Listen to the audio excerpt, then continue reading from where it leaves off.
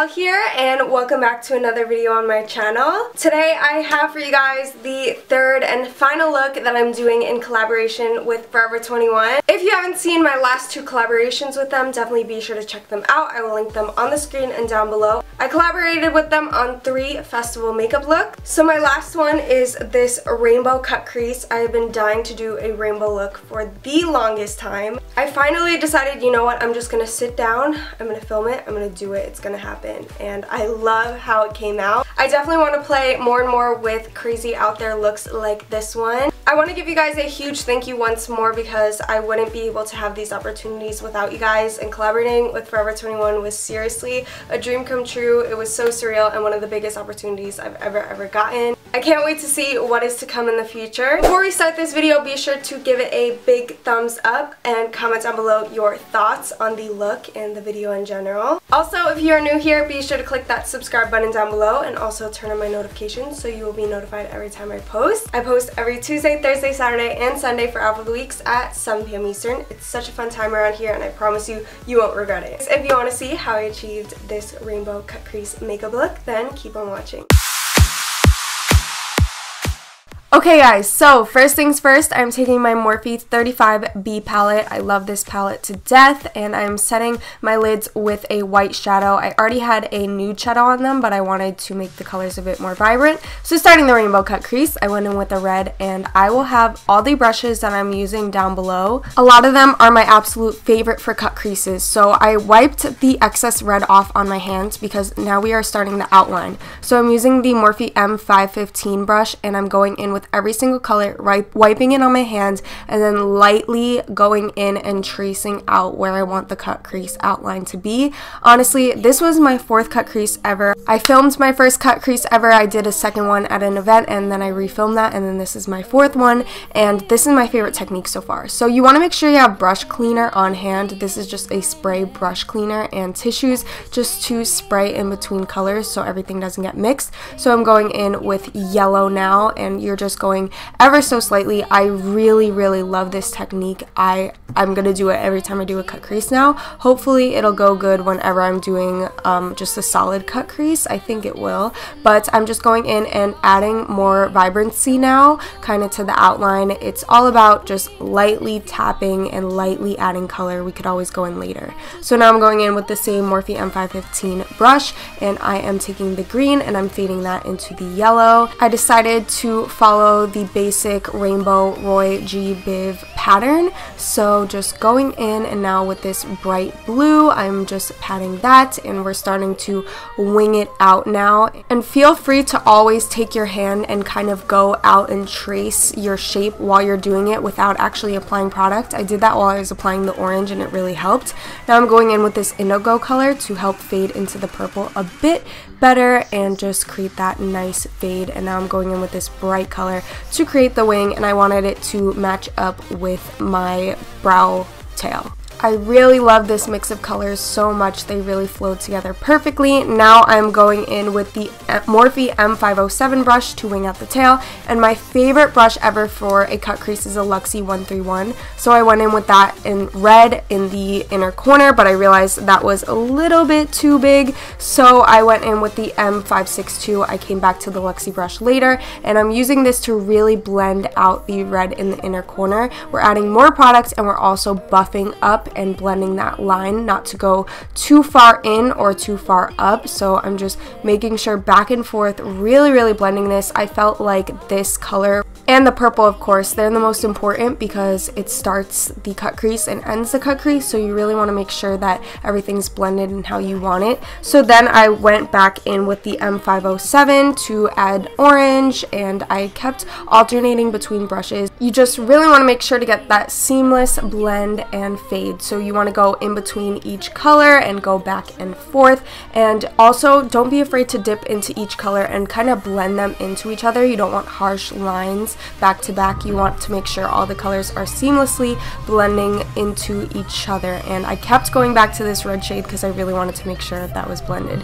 So keeping with my M507, I'm going in with green now, and I'm starting to buff that up a little bit higher than the outline was because I want it to go a little bit higher to my brow bone, not too high though. And I'm gradually adding more color while keeping it seamless and blended and switching brushes. So now I finally went back to my Luxie 131 brush, which I said was one of my favorite brushes for cut creases, and I use this for the blue in the outer corner. Normally when I do a typical cut crease, I use this brush a lot, and I am just really defining. It has that perfect winged out shape, and as you can see, it just helps the process a lot and really crispens up the outer edge and just really defines. So now I'm going in with that purple shade and making sure that is really blended and defined, because like I said in the beginning, you want to make sure that the end shade and the first shade are really prominent and stand out. Of course, you want to blend all the shades in between the two, of course, but those are the most important in my opinion.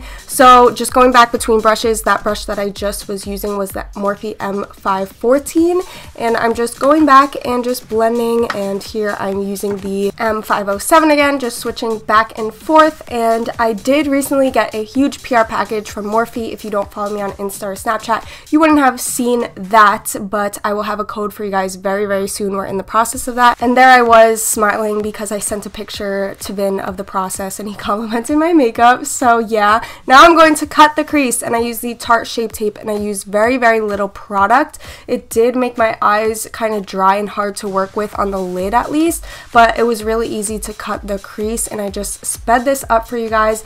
And I feel like this technique I used made it so easy to clean up. I just really kept to where I wanted the color to be and focused everything and blended it out really, really well, and then it made cutting the crease a lot easier. It did make it a little bit patchy, maybe it was because I had layers of powder underneath, but I went in with the Beauty Blender to fix that, and then I set that shadow, and now I'm going back in with the purple, and I really didn't have to go in and define many colors, which was great. So now I'm cutting the other side of my crease, and I sped this up a little bit more because you guys saw the other version. I kind of want to do a full in-depth cut crease video, but now for the eyeliner.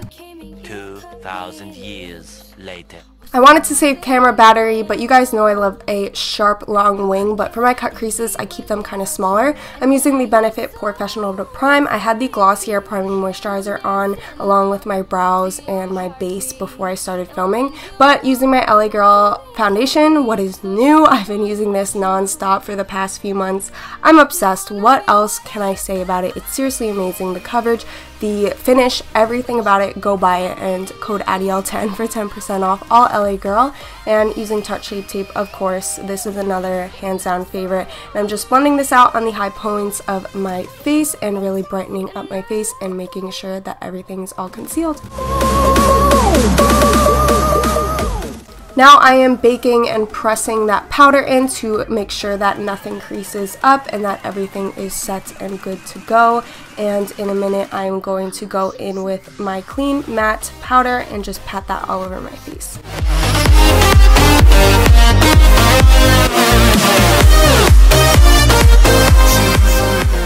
Now I'm going in with the Forever 21 eyelashes. I do really like them, but once I put them on, I didn't really like them with the liner and the look. I felt like they made my eyes look kind of heavy, as you could see.